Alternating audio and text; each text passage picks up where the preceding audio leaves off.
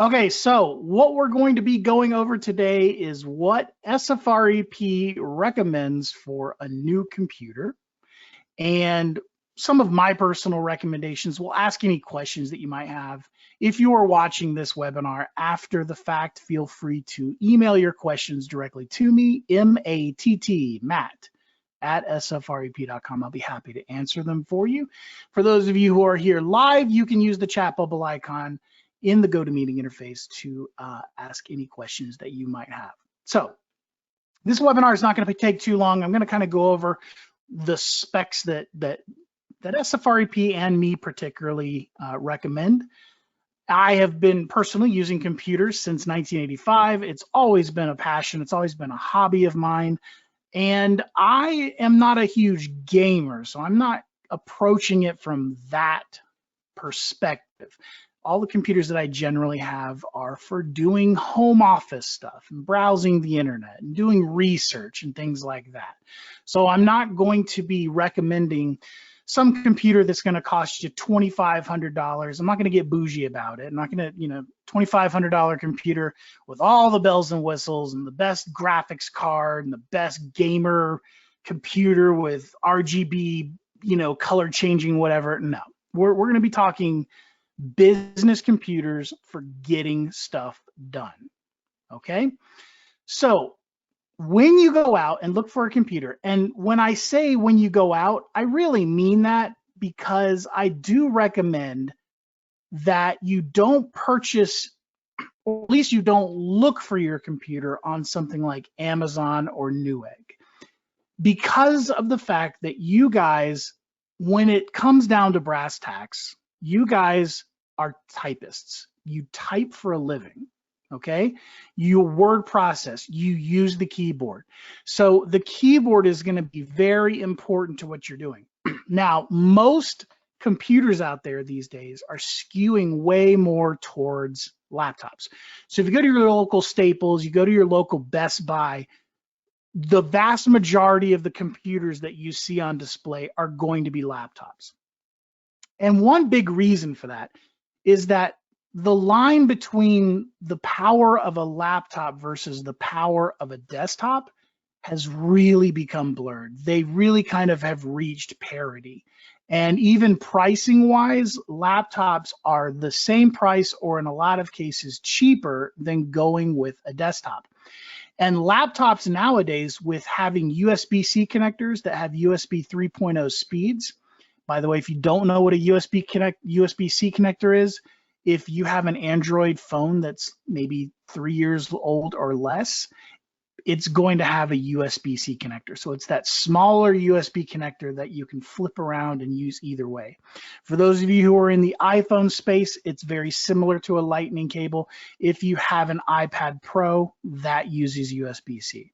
The cool thing about USB-C, in addition to the fact that it is reversible, is that it can deliver much more power than a regular USB cable can, and the speeds, the data pipe that it creates, allows you to do things like have little dongles or adapters connected to your laptop that will allow you to have a display connected to it, up to 2, 3, 4 displays sometimes. So what you can do is you can have a laptop you use out in the field, bring it back home or to your office, plug in one USB-C cable, and that USB-C cable will charge your laptop, and it will connect your laptop to 2 large monitors and a mouse and a keyboard and a printer, a bunch of other stuff, just with that one connection. So you don't even have, laptop docks aren't really even a thing anymore because of this. So what I generally recommend is go with that laptop. And then if you really want that desktop experience when you're back in the office, you can do that by using a little dongle that you can buy on Amazon for as little as 30 or 40 bucks. You can buy nicer ones at Best Buy or Staples for maybe 80 bucks. But what they'll do is they'll break out and you'll have an HDMI port, maybe 2 HDMI ports on it. You'll have some USB-A, regular USB ports on it. Everything you'll need in order to kind of turn your laptop instantly into a desktop. Now, the specs I'm going to give you would apply to a desktop as well. So if you really want a desktop, these specs I'm going to give you would apply roughly to a desktop as well.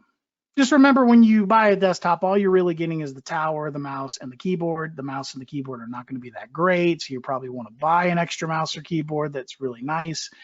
You're not going to have monitor, and you're going to have to spend another $200 on the monitor each. So keep that in mind, whereas with a laptop, you'll already have a screen built in, and then you could add some, maybe 2 other screens and then have 3 screens available to you.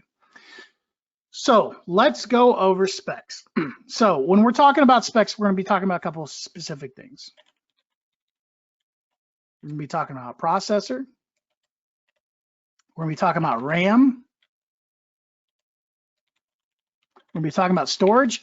Do not confuse RAM and storage. The lines are kind of blurred these days because of solid state storage, and we'll talk about what solid state storage is here in a minute. But RAM and storage, 2 different things. So sometimes when you buy a phone, you'll hear it talk about RAM, and then you'll hear it talk about storage. And some people mistakenly call storage RAM and vice versa, okay? RAM is random access memory. That's where the processor does all of its calculations and kind of holds things as it works on it. We're going to be talking about, excuse me, we're going to be talking about, let's see, processor. We're going to be talking about keyboard. Usually, most people don't really care about the keyboard when they're looking for a computer. You are going to want to know about the keyboard, trust me. And then we're going to be talking about display.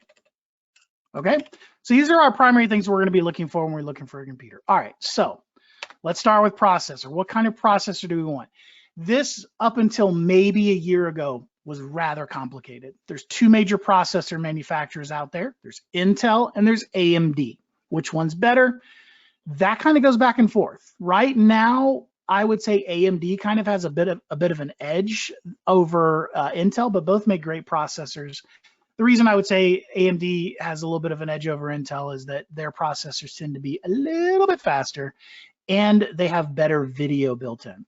Most laptops, and even most desktops nowadays, are going to be doing what's called system on a chip. And this was pioneered really by mobile phones as well. So in your mobile phone, you have a processor that also has the video built in, and it's kind of like one chip does everything. And that's how it is in the laptop and the desktop space as well. You got your processor. Processor is going to pretty much do everything, including doing the video. Okay, now you can get higher end gaming laptops, higher end gaming desktops that will have the video card separated out and be much better and have kind of its own, I mean, a video card is basically its own computer, but you don't need to do that. You know, we're talking about doing business software. It's not necessary. Okay, so processor, we're going to be looking at Intel and AMD. Like I said, until about a year ago, this was much more complicated than it is now. We'll start with Intel. Intel's been doing their core line of processors for quite a while, and they range from Core i3 to Core i9. So you got Core i3, Core i5, Core i7, and Core i9. With the higher the number, the better to the processor, okay? Now, what AMD has done is they've kind of moved their numbering in line with that. So AMD's core line of processors, they call Ryzen. So a Ryzen 3 is the equivalent of a Core i3. A Ryzen 5 is the equivalent of a Core i5. Now, like I said, we're talking general here. AMD processors do tend to be a little bit faster, but they've got Ryzen 3, Ryzen 5, Ryzen 7, Ryzen 9. Okay, hopefully you're with me so far. The cool thing about the AMD processors is they own Radeon, ATI. They bought them a long time, quite a few years ago. So their system on a chip graphics is the ATI Radeon graphics chipset, and that tends to be quite a bit more powerful than what Intel has. So if you see Ryzen on the little spec sheet, do not let that scare you away thinking it's some no-name brand. As a matter of fact, they're actually a little bit faster. So what do I recommend processor-wise? Well, if we're talking Intel, I recommend a Core i5. And of course, if we are talking about AMD, the equivalent is going to be a Ryzen 5. Now, why don't I recommend a Ryzen 7 or a Core i7 or even a Core i9? Overkill. Core i5 is kind of the sweet spot for business computing. You could even get away with a Core i3 running Appraisal Pro, but future-proof yourself a little bit. You know, we're talking about the computer you're going to be doing your entire business on. Don't cheap out on it, okay? So I recommend staying in the 5 range. So Core i5 or Ryzen 5. Now there's going to be a bunch of numbers after that. Don't worry about all that. Just look at the Core i5, the Ryzen 5. That's where you want to really concentrate. You don't really have to worry about the speeds of the processors or any of that anymore. Just Core i5 or Ryzen 5. Now, if you want to go with a 7, great, knock yourself out. You want to go with a 9, sure, go ahead. It's going to be overkill. You're going to be spending money that you don't necessarily need to, but do not worry if you find the perfect computer, but it's a Core i7 instead of a Core i5. Same thing with the Core i3. You know, if you're really on a budget and you really want to keep costs down, go with a Core i3, go with a Ryzen 3. It's not going to kill you. It's just going to be a little bit slower. So Core i5, Ryzen 5 is where I like to see us. RAM, remember, this is the operating space, the memory in the computer. Most laptops and desktops for that matter that you're going to see out there are going to have 8 gigabytes of RAM. That's perfectly fine. The more RAM that you can get on the computer, the better. So if you see 12 gigabytes, if you see 16 gigabytes, jump on it. But 8 gigabytes is about what you're going to see out there. If you see 4 gigabytes, do not get that computer. Okay, 8 is going to be great. 8's great. There you go. It rhymes. If you want to upgrade the RAM, like have the Geek Squad or somebody upgrade that at your local computer tech, sure, go ahead. It's not going to cost you too much, probably with labor and everything, and the parts. Probably to go from 8 to 16 gigs is probably going to cost you $150. So if you want to go that route, go knock yourself out. But really, 8 gigabytes should be more than enough for what you guys are going to be using your computers for. Next, excuse me, we're going to be talking about storage. Storage on your computer, what you're going to see out there most often in the mid-range is going to be 256 gigabytes. And now you're going to see SSD. What does that mean? That means solid state drive. Now, it doesn't mean that previously there were vacuum tubes in it. What it means is that previously you would have seen the abbreviation HDD for hard disk drive. If you see that on a computer that you're looking at, run the other direction. You do not want a hard disk drive. And this can really be tempting you because you might see 1 terabyte HDD. No, do not do that. Hard disk drives are mechanical devices with moving parts, and they are dog slow. So I don't care if it says, hey, this is a 1 terabyte hard drive. Don't do that. You're going to want to do SSD. Now, it would be great if you can get a 512 gigabyte SSD, and they're out there, and they're starting to creep into the mid-range. You're starting to see more and more 512s. But 256 should be more than enough. And remember that you can easily add storage to your computer by either using a high-speed USB 3 flash drive to add another 256 gigabytes, or you can have an external hard drive or an external SSD as well.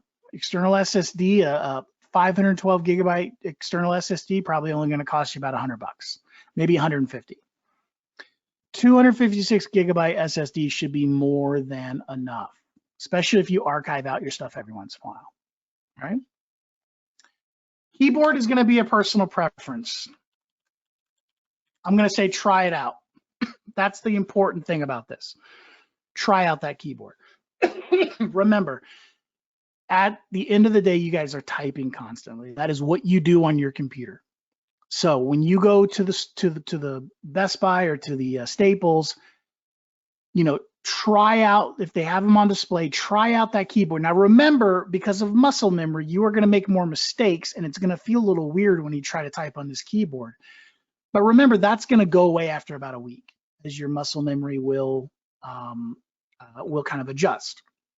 But you're going to want to try out the key travel, make sure that it doesn't feel mushy, make sure it feels nice to type on, make sure that you can feel the difference between where one key is and where one key isn't. there are some really junky, crappy laptop keyboards out there and you want to stay away from them. Now, of course, if you're going to be doing the majority of your typing back at the office, you may have an external keyboard that you're going to be using. So it won't be that big of a deal, but just try out that keyboard, make sure it's serviceable and usable. Don't go cheap. Please don't go cheap. And we'll talk about pricing here in a little bit. Finally, display. At the bare minimum, you are going to want to get a 1080p display. Now, sometimes this will be 1080p plus. Sometimes you'll see it as FHD, which means full HD. Sometimes you'll see it as FHD plus. Sometimes you'll see 4K. Anything above 1080p is going to be fine. You don't want to go 720p, or you just may see it listed as an HD display. You want to make sure that you talk to somebody, make sure that the computer that you have is going to be a full HD 1080p. 720p screens are becoming fairly rare, especially in the mid-range. Most of the time, you will only see them on like really cheap $200, $300, $400 laptops. Just make sure whatever laptop you get has at least a 1080p screen. Appraisal Pro is meant to be used on a widescreen 1080p screen. That is kind of its native. That's what we target as far as being able to see everything nicely and the layout and everything working well. All right, so you guys maybe want to write this down. And knowing this, we're going to do a couple of searches here to see what is available out there. So we're going to start with Best Buy. So what I'm going to do is I'm going to type in a couple of things here. We are going to do, let's do Core i5. And let's see what's available there for a Core i5 laptop. Now remember, I'm going to be focusing on laptops here, but if you want to get a desktop, this all still applies to a desktop. Desktops will probably be slightly cheaper. I mean, very slightly cheaper.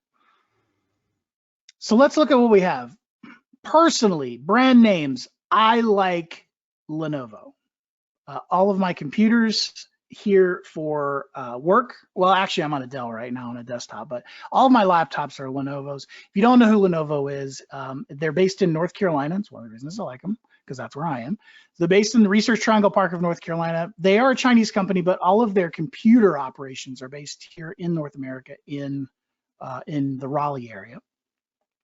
And they actually bought IBM's computer business back in 2005. So they've got that IBM DNA. As a matter of fact, you'll still see some of their computers called Think Centers or ThinkPads because they have those trademarks, and they still have that IBM DNA in them.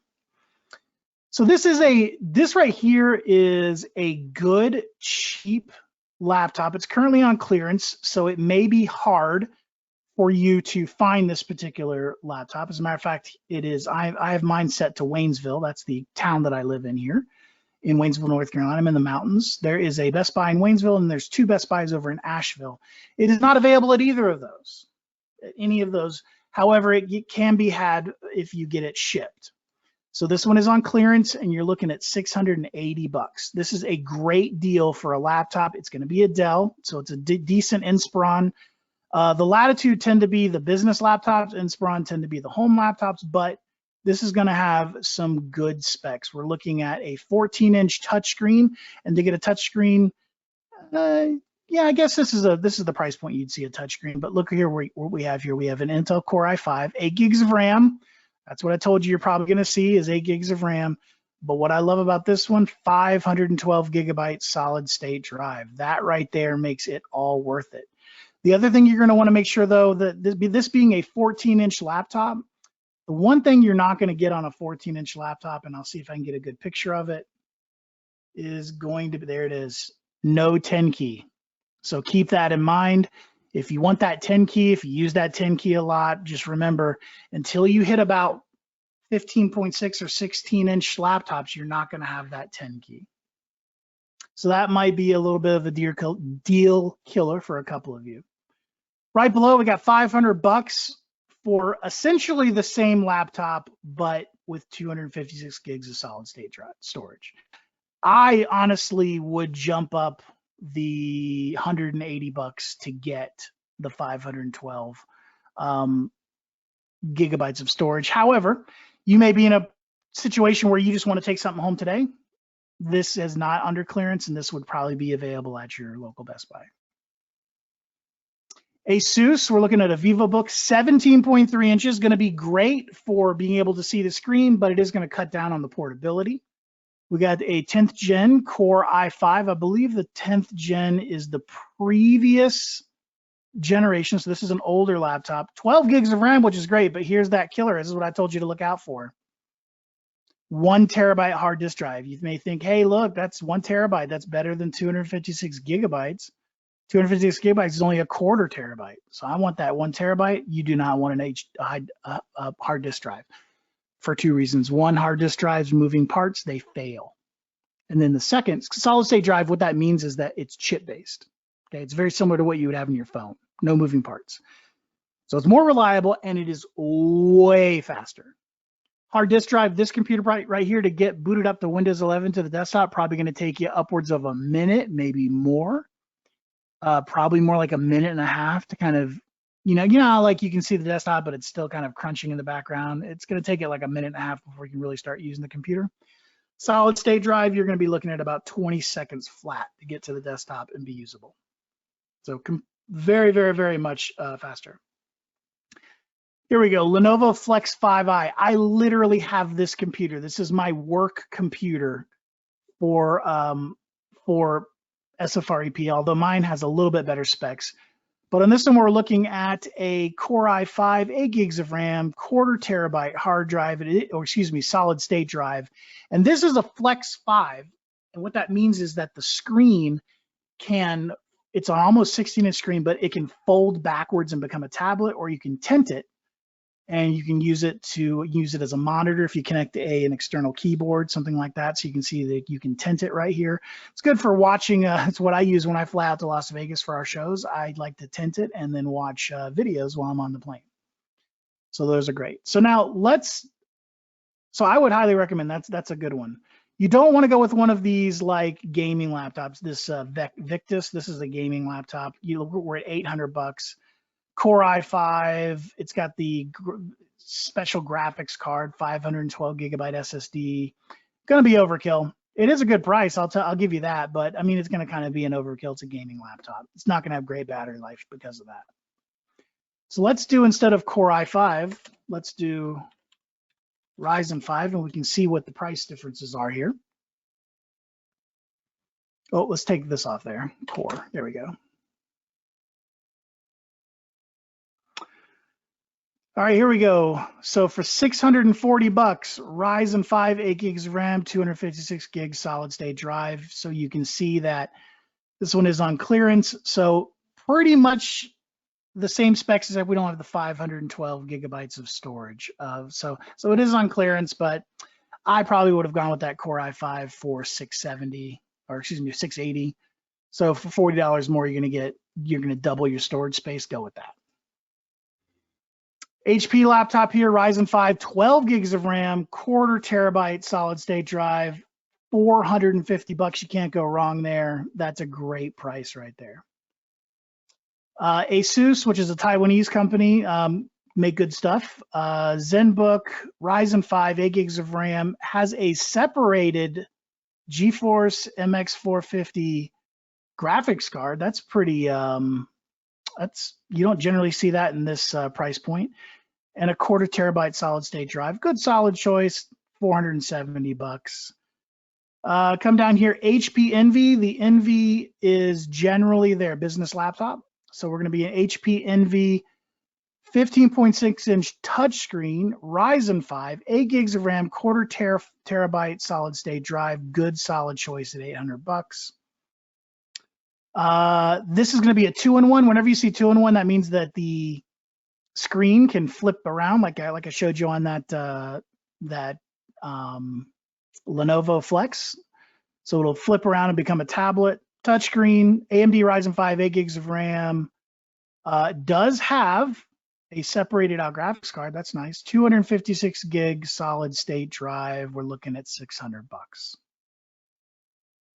So as you can see, laptops, there was a time there for a little while that they were really being affected by supply chain shortages and their prices had jumped up. A lot of that has been rectified now, so the prices have come back down considerably. So you can see if you want to go, if you kind of want to baller out and go with a $1,000 as your budget, this Lenovo, this is a gaming laptop, Ryzen 7 instead of a 5, a separated out graphics card, it's a 3050, which is a really good graphics card, 8 gigs of RAM, half terabyte solid state drive for $1,000. It would be overkill, does have a backlit keyboard, would be overkill, but I'm telling you that laptop's going to last you quite a few years. You're not going to have to swap that thing out for quite a while. See what $700 gets you. It gets you a Lenovo Yoga. Now this is going to be a small one, 13.3 inches, but it'll be highly portable. It's going to be a touchscreen. It is a 2-in-1, meaning it will flip around. Ryzen 5, 8 gigs of RAM, quarter terabyte solid state drive, $750. So what I'm going to do, guys, is I am going to give you my telephone number and my email address. Okay, I'm going to give this to you. I don't want you to call me, and the main reason is because if you call me, I'm probably not going to answer. But we have a IP-based, internet-based phone system because we all work from home, and I can receive text messages and picture messages on that line. Okay. So for those of you who are live here, I'm going to give you my telephone number. For those of you who are not live, who are watching this after the fact, you can email me to get my phone number, but this is going to be going publicly on YouTube, so I don't want to give out my actual office phone number. So for everybody, my email address is matt@sfrep.com. For those of you who are live here, I am going to give you my direct office number, and you can text me at this number. I do encourage you to text it to me, and generally I will respond to texts pretty quickly. So I'm going to give that to you now, and it's going to be in the chat. So you'll see that number, and that is a number that you can call to text. Excuse me, you can use to text me when you are at the Best Buy, at your local Staples, at your local, computer center, wherever you are going to look at these laptops. If you have any questions, feel free to text me at that number whenever you are there, and I will try to get back to you quickly, and I can give you some guidance when you are out and about. For those of you who are watching this after the fact, like I said, just email me at matt@sfrep.com, and I will give you my direct telephone number. So if you have any questions, please go ahead and drop them into that chat now. And like I said, if you have any questions after the fact or you're a little bit shy right now, you can just email me, matt@sfrep.com. Does anybody have any questions? All right. Well, if you do have any questions, matt@sfrep.com. I will be happy to answer them for you. I want to thank everybody for showing up on a Friday afternoon. I hope that you have an awesome weekend. For crying out loud, stay cool out there. It is ridiculously hot. We're pushing 90 degrees here in the mountains of North Carolina, which is very rare for us. We're usually in the lower 80s this time of year. So stay cool out there, turn up the air conditioning, and I hope you guys have an awesome weekend.